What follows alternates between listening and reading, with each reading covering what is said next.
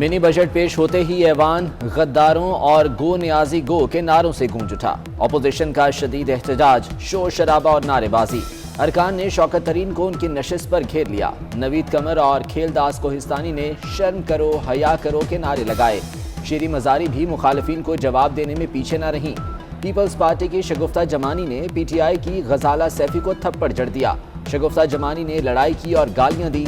गजाला सैफी का इल्जाम, हाथ में बैनर्स भी नहीं थे हमारी तरफ, बिल्कुल शौकत तरीन के साथ। तो मैंने उनसे बैनर लिया, ना फाड़ा ना किया, एंड उन्होंने हाथापाई शुरू कर दी। IMF जीत गया, अवाम हार गए। हुकूमत ने 343 अरब की टैक्स छूट वापस ले ली। दरामदी दूध, खाने पीने की चीजें और बेकरी आइटम महंगे होंगे। मोबाइल फोन पर 17% इजाफी टैक्स लगेगा। साइकिलें, गाड़ियां और मशीनरी भी महंगी हो जाएंगी। कंप्यूटर्स, आयोडाइज्ड नमक, सुर्ख मिर्च पर टैक्स लगेगा। शादी हॉल्स, केटरिंग और पंडाल की खिदमात पर 5% टैक्स। जीरो रेटेड आइटम्स पर भी टैक्स छूट खत्म। कॉमन मैन के ऊपर 2 अरब रुपए के जो टैक्सेस की एग्जेम्पशन निकाल रहे हैं, सिर्फ 2।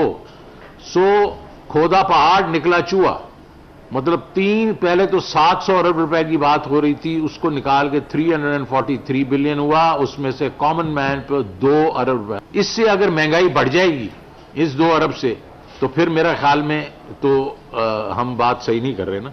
अमेरिका जिसकी इन्फ्लेशन 1% थी, 1.25% थी, आज 6.8 है, तो वो बाइडेन भी फेल हो गया। उसके बाद वो जो जॉनसन है अपना यूके वाला, जर्मनी में भी यही हो रहा है। वो फेल हो गया तो मैं भी फेल हो गया।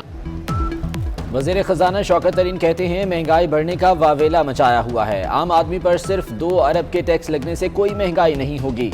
इजाफी टैक्स से सिर्फ 4 चीजें महंगी होंगी। मैं नाकाम हुआ तो क्या बाइडेन और बोरिस जॉनसन भी नाकाम हो गए? अपोजिशन की, पाकिस्तान के अवाम की ज़बान बंदी करके आप जो है पाकिस्तान की माशी खुदमुख्तारी बेच रहे हैं। आप जो है स्टेट बैंक का कंट्रोल जो है वो IMF को दे रहे हैं। खुदा के लिए पाकिस्तान की अवाम पे रहम करें, पाकिस्तान को ना बेचें। आपने स्टेट बैंक को जिस तरह गिरवी रखा है या बेच दिया है IMF के पास कर्जों के लिए, खुदा के लिए ये क्या, ये ईस्ट इंडिया कंपनी की हुकूमत आ गई है? क्या आ गया ये यहाँ पे? आज शर्मनाक दिन है। 71 के बाद मुआशी सरेंडर कर दिया। ख्वाजा आसिफ की असेंबली में घन खरच, बोले खुदा के लिए अवाम पर रहम करें, पाकिस्तान को ना बेचें। जो मुल्क मुआशी तौर पर गुलाम हो जाता है वो कॉलोनी बन जाता है। क्या ये ईस्ट इंडिया कंपनी की हुकूमत आ गई है? हुकूमत ने पाकिस्तान की मुआशी खुद मुख्तारी बेच दी। जिनके वजीर दिफा और पता नहीं कौन कौन से वजीर, कोई माली के अकामे पे, कोई धोबी के अकामे पे, कोई नाई के अकामे पे बाहर नौकरियां करते थे, वो हमें दर्ज दे रहे कौमी सलामती का। इन्होंने अवाम को क्या मोबिलाइज करना है? यहाँ पर बैठे हुए सिर्फ 3 मेंबर खड़े हुए इनको वोट डालने के लिए। ये अपने बंगों को कुर्सी से नहीं खड़ा कर सकते, इन्होंने हुकूमत क्या गिरानी है? असद उमर ने अपोजिशन को एक्सपायर सियासतदान करार दे दिया। कहते हैं कुछ हफ्तों से तूफान खड़ा किया गया, इमरान खान गया। जो असेंबली में अपने लोग खड़े नहीं कर सकते वो क्या हुकूमत गिराएंगे? अकामे पर नौकरियां करने वाले हमें कौमी सलामती का दर्स दे रहे हैं। उठ के तोते की तरह पढ़ देते हैं, ना किसी को समझ आती है क्या है, ना उनको समझ। ये मजबूर करते हैं अपोजिशन को कि हमारे स्पीकर के खिलाफत में इत्तेमाद करो। ये इस तरह के लीडरों को गालियां देके मजबूर करते हैं कि हमारे लीडरों को गालियां दो। PTI वाले चाहते हैं हम इमरान खान को गाली दें। ये तोते की तरह बिल पढ़ देते, समझ नहीं आती। राजा परवेज अशरफ का असद उमर को जवाब। मौलाना असद महमूद ने कहा मुल्क में गैर आईनी इकदाम किए जा रहे हैं। नविश्ता दीवार लिखा जा चुका है, अपने अंजाम को पढ़ लें।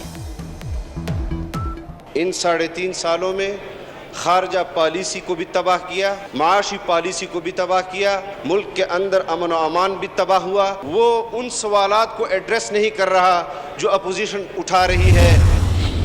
साल से हुकूमत के इत्तेहादी हैं, मगर हमसे मशवरे बहुत सी चीज़ों में नहीं लिए, जिससे इस पे भी नहीं लिए गए जो हमारे तहफ़्फ़ुज़ात है। खालिद मकबूल भाई ने पहले भी इस बात को कहा है।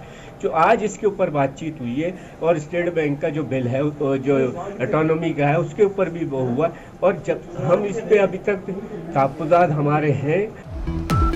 एमकेएम के दो मौक़िफ़ सामने आ गए। इजलास से कबल मिनी बजट पर तहफ़्फ़ुज़ात का इजहार किया। इकबाल मोहम्मद अली बोले, फाइनेंस बिल पर हुकूमत ने कोई मुशावरत नहीं की। स्टेट बैंक तरमीमी बिल पर भी मशवरा नहीं किया गया। ऐवान के अंदर एमकेएम अरकान वोट देने के लिए खड़े हो गए।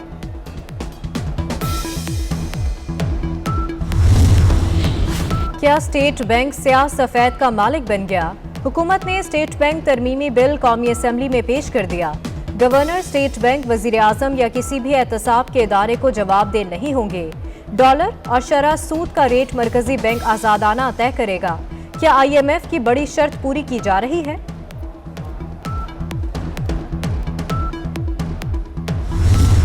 मिनी बजट कबूल नहीं, पहले ही महंगाई बहुत है, नए टैक्स लग गए तो खाएंगे कहां से? अवाम हुकूमत पर बरस पड़े। ताजरों ने भी मिनी बजट मुस्तरद कर दिया। ऑल पाकिस्तान अंजुमन ताजरान के सेक्रेटरी जनरल नईम मीर कहते हैं, क्या कौमी असम्बली का काम अवाम पर टैक्स लगाना रह गया? इमरान खान हुकूमत नहीं चला पा रहे तो छोड़ क्यों नहीं देते?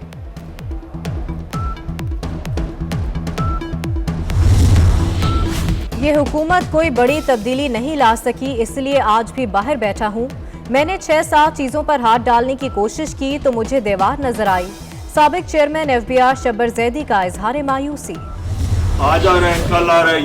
ये जब पहले गया था ना सऊदी अरेबिया, तब भी हम सुनते थे अब आ रहे हैं, कल आ रहे हैं, जब तक वो समझौता की तकरीर नहीं होती, उसकी जॉब एप्लीकेशन होती है। क्या है कि हुकूमत मुश्किल में। कहा जाता है नवाज शरीफ आज आ रहे हैं, कल आ रहे हैं। नवाज शरीफ जब सऊदी अरब गए तब भी यही कहा जाता था। हर 3 महीने बाद कहा जाता है हुकूमत मुश्किल में है। हुकूमत को कोई मुश्किल नहीं। शहबाज शरीफ की तकरीर नहीं, जॉब एप्लीकेशन होती है। वज़ीर आज़म की सहाफ़ियों से गुफ्तगू।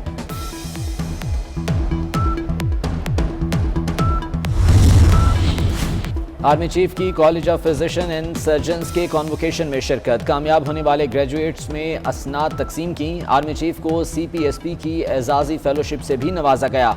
जनरल कमर जावेद बाजवा ने कोरोना वबा में फ्रंट लाइन वर्कर्स के तौर पर काम करने पर मेडिकल कम्युनिटी को सराहा।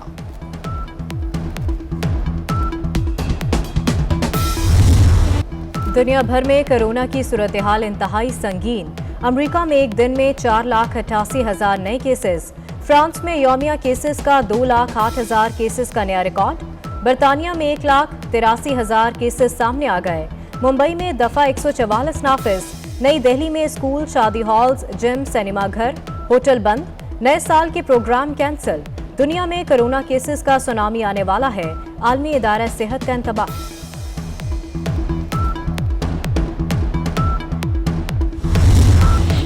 मोदी हुकूमत की इंतहा पसंदी। अमरीकी अखबार वाशिंगटन पोस्ट में बेनकाब। अखबार के मुताबिक भारत में मुसलमानों की नस्लकुशी की गूंज है। संगीन मामले पर मोदी की खामोशी इंतहा पसंदों की हिमायत की आगाज है। आजाद कश्मीर में बर्फबारी से वादियों के मनाजिर दिलकश। नदी नालों और सड़कों पर पानी जम गया। सयाहों के सैर सपाटे। मरी, कल्लात, गिलगित बल्तिस्तान में कड़ाके की सर्दी। लेह -16 डिग्री सेंटीग्रेड के साथ सरतरीन मकाम। कलाम का पारा -12, स्कर्दू -11 और स्तोर -10 record. ICC one day player of the year के लिए नामजदगियों का ऐलान। कप्तान बाबर आजम, शकीब उल हसन, जानिमन मलान, पॉल स्टर्लिंग दौड़ में शामिल। T20 player of the year में मोहम्मद रिजवान का नाम शामिल। ICC मुख्तलिफ कैटेगरीज में प्लेयर ऑफ द ईयर का ऐलान अगले माह होगा।